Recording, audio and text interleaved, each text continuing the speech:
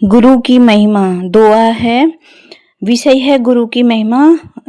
पहला दोहा है, गुरु गोविंद करी जानिए, रहिए शब्द समाई, मिले तो दंडवत बंदगी, नहीं पल पल ध्यान लगाए।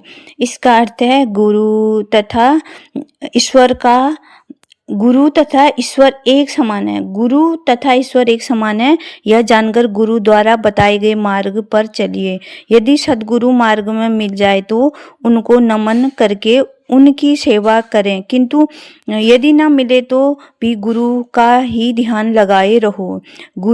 अगला दोहा है, गुरु गोविंद दो एक हैं, दूजा सब आकार, आपा मिटे हरि भजे, तब पावे दीदार।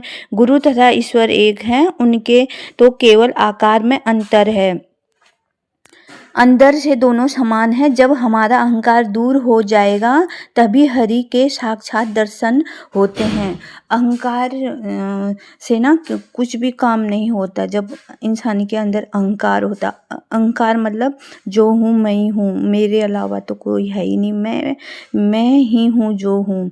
अहंकार, क्रोध, अहंकारी इंसान ना वो कभी भी इस ईश्वर के करीब नहीं जा सकता और ईश्वर उसके करीब नहीं आ सकते।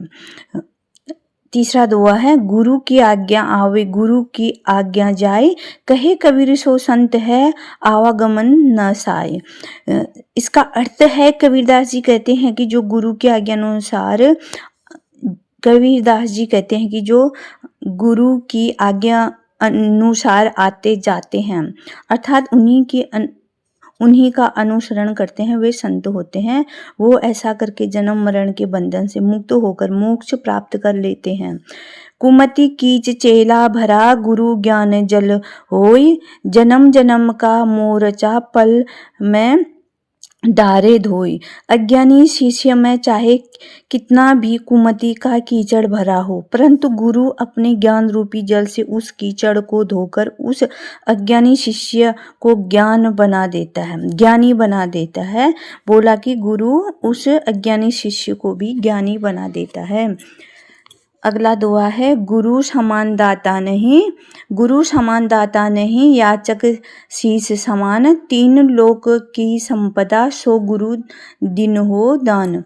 गुरु के समान न कोई दाता है और न शिष्य के समान कोई याचक। मांगने वाला है, तीनों लोकों में ज्ञान अमूल्य है, जिसे गुरु अपने पास समीटे हुए हैं, वो अपने शिष्य को ज्ञान देकर उन्हें अनुग्रहित करते हैं।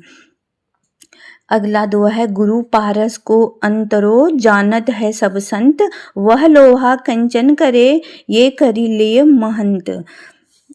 गुरु पारस से भी श्रेष्ठ होते हैं, इसके भेद को सभी संत जानते हैं, क्योंकि पारस तो केवल लोहे को स्वर्ण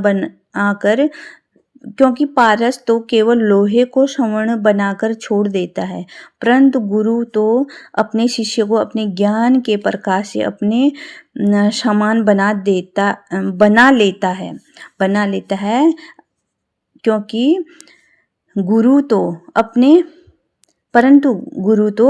अपने शिष्य को अपने ज्ञान के प्रकाश से अपने समान बना लेता है, जिससे शिष्य महान हो जाता है। अगला दोहा है, गुरु सिर पर राखिए चलिए आज्ञा माही, कहे कबीर दास को तीन लोग भय नाही। कबीरदास जी कहते हैं कि गुरु को हमेशा अपने सिर आँखों पर बिठाकर रखें, अर्थात उनका सदैव आदर कीजिए। उनकी आज्ञा को ही सबसे ऊपर मानना चाहिए। इससे शिष्य को तीनों लोकों में कहीं भी डर नहीं रहता। अगला दोहा है, गुरु को मानुष जानते ते नर कहिए अंध, होई दुखी संसार में आगे जम का फंद। जो लोग गुरु को मनुष्य समझते हैं, वे लोग आँख होते हुए भी अंधे के समान होते हैं। ऐसे लोग अज्ञानतावश गुरु की महिमा को नहीं जानते। ऐसे लोग सदा दुखी रहते हैं और अंत में काल के मुंह में चले जाते हैं। अगला दोहा है, गुरु बिन ज्ञान न उपजे, गुरु बिन मिले न मोक्ष, मोस्ट गुरु बिन लखे न सत्य को गुरु बिन मिटे न दोष। गुरु के बिना ज्ञान प्राप्त नहीं होता तथा गुरु के बिना मोक्ष नहीं मिलता। बिना गुरु के सत्य एवं असत्य को भी नहीं पहचाना जा सकता है। गुरु की कृपा के बिना हमारे जीवन के कोई दोष की भी समाप्त नहीं हो सकते। गुरु के बिना हमारे जीवन के कोई दोष भी समाप्त नहीं हो सकते हैं।